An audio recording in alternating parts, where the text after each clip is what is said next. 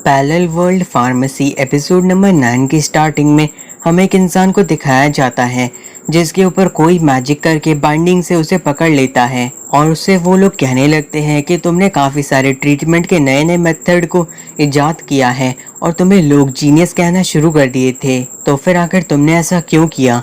वो इंसान कहता है, वैसे भी जो लोग पैदा हुए उन्हें तो मरना है ही ना। ये बात सुनकर के ब्रूनो कहने लगते हैं, क्या इसीलिए तुमने इतने सारे एक्सपेरिमेंट असली इंसानों के ऊपर किए? तो फिर वो इंसान कहने लगता है कि वैसे भी इन सभी चीज़ों से कोई फर्क नहीं पड़ता है, क्योंकि इस दुनिया के अंदर सिर्फ और सिर्फ झूठ ही झूठ है। जिसके बाद वो ब्रूनो का नाम भी लेता है, जो सुनकर के ब्रूनो काफ़ी ज़्यादा परेशान हो जाते हैं।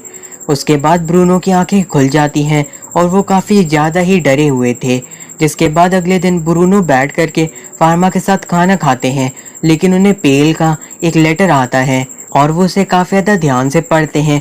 उनकी मदर को चिंता हो रही थी पेल के खाना खाने की, और फिर ब्लांच पूछने लगती है कि क्या वो उनका बड़ा भाई है। तो फिर फार्मा हाँ कहता है। लोटे फिर बताती है कि वो नेवल्ट मेडिसिन कॉलेज के अंदर पढ़ाई कर रहा है। ये सुनकर के ब्लांच कहने लगती है कि जो बड़े भाई हैं वो तो काफ़ी कमाल के हैं ना। तो लोटे कहती है कि हाँ, उनका छोटा भाई भी बहुत ही ज़्यादा कमाल का है। जिसके बाद ब्रूनो बुलाते हैं फार्मा को और बताते हैं कि उनके कैपिटल के अंदर सेंट लुइस की तरफ से बहुत ही बड़ा फेस्टिवल होने वाला है, जिसके अंदर काफ़ी ज़्यादा दूर दूर से बहुत ही ज़्यादा लोग आने वाले हैं। लेकिन असल में सबसे बड़ी दिक्कत ये है कि यहाँ पे एक काफ़ी बड़ी बीमारी भी फैल रही है, और ये एक बहुत ही ज़्यादा अजीब तरह की महामारी है जो कि नेदरलैंड कंट्री के करीब में ही फैलना शुरू कर दी है। पेल के लेटर के हिसाब से करीब 1000 लोग उसकी वजह से अपनी जान भी गंवा चुके हैं, और जब वो फेस्टिवल होगा तो उसके अंदर नेदरलैंड कंट्री के भी लोग आने वाले हैं। इसीलिए नोवलॉट एकेडमिक रिसर्च टीम उनके सैंपल लेने के लिए गई हुई है। फार्मा ये सुनकर के कहता है, क्या इसका मतलब ये है कि यहाँ पे भी वो महामारी आ सकती है? ब्रूनो हाँ में जवाब देते हैं, क्योंकि वो लोग नेदरलैंड की कंट्री के लोगों को आने से नहीं रोक सकते हैं, क्योंकि जो नेदरलैंड है वो उनकी नई मैसियर के अंदर दी हुई जगह के बहुत ही ज़्यादा करीब में है, तो पॉलिटिकली वो लोग ऐसा नहीं कर सकते हैं। फार्मा ये सुनकर के कहता है, क्या उनके पास इन्फेक्शन के सैंपल हैं जिसके ऊपर वो लोग रिसर्च कर सकते हैं? तो फिर ब्रूनो बताते हैं कि नहीं, उनके पास नहीं है, क्योंकि उन सभी बॉडीज़ को तुरंत ही जला दिया गया था डिवाइन मैजिक की मदद से।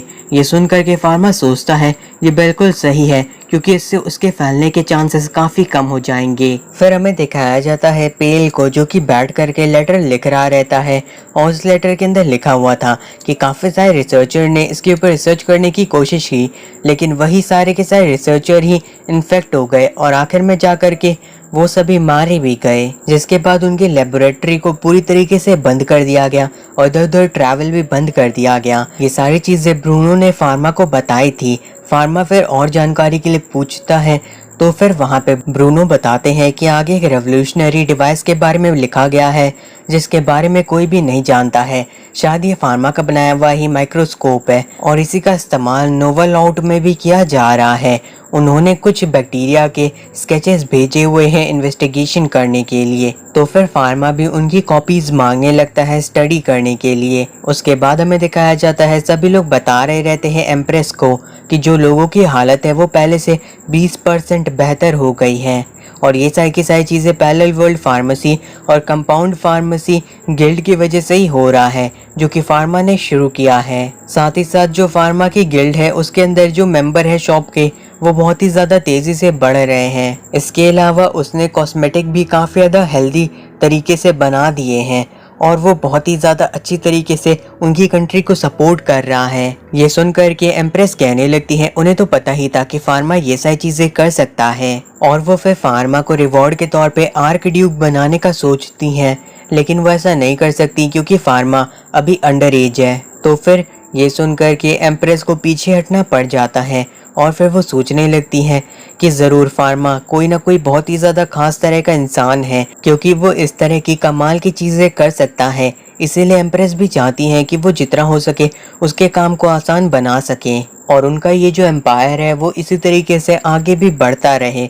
फिर हमें दिखाया जाता है एलान को, जो कि आ जाती है फार्मा से मिलने के लिए, लेकिन फार्मा काफ़ी ज़्यादा चिंता में रहता है क्योंकि उसे बहुत ही ज़रूरी चीज़ डिस्कस करने की ज़रूरत है। फिर वो एलान को भी इस बीमारी के बारे में बता देता है, जो कि शुरू होने वाली है नीदरलैंड के अंदर और उन्हें उसे जैसे भी करके रोकना ही होगा। लोटे तभी बताती है फार्मा को कि पेल की तरफ से एक कैरियर पिजन कुछ लेकर के आया है, जिसके बाद फार्मा उस लेटर को पढ़ने के बाद सोचने लगता है तो ये बीमारी इस दुनिया के अंदर भी है। एलान पूछती है क्या फार्मा इस बारे में जानता है कुछ भी।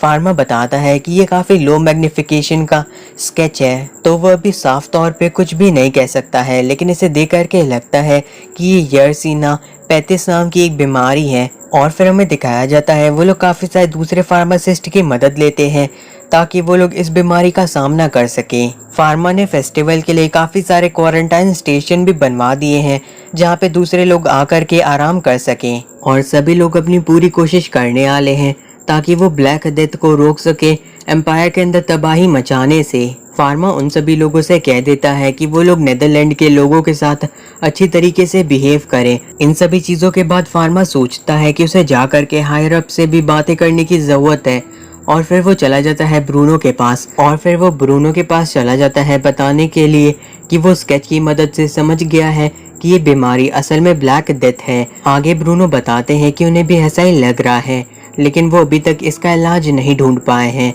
फार्मा फिर सोचने लगता है अभी से 210 साल पहले अर्थ के ऊपर काफ़ी ज़्यादा ही इस तरह की बीमारियों ने आतंक मचाया था और इसकी वजह से आधे यूरोप की पॉपुलेशन मारी गई थी, और ह्यूमैनिटी की हिस्ट्री के अंदर ये एक बुरे सपने के जैसा है। ब्रूनो फिर जाने लगते हैं कैपिटल की ओर क्योंकि उन्हें वहाँ पे जाके तैयारियाँ करनी है, लेकिन फार्मा बताता है कि उसने दूसरे लोगों की मदद से वहाँ पे काफ़ी सारे क्वारंटाइन की जगह बनवा दी है और उसने इन्फेक्शन का पता लगाने का भी एक तरीका ढूंढ लिया है।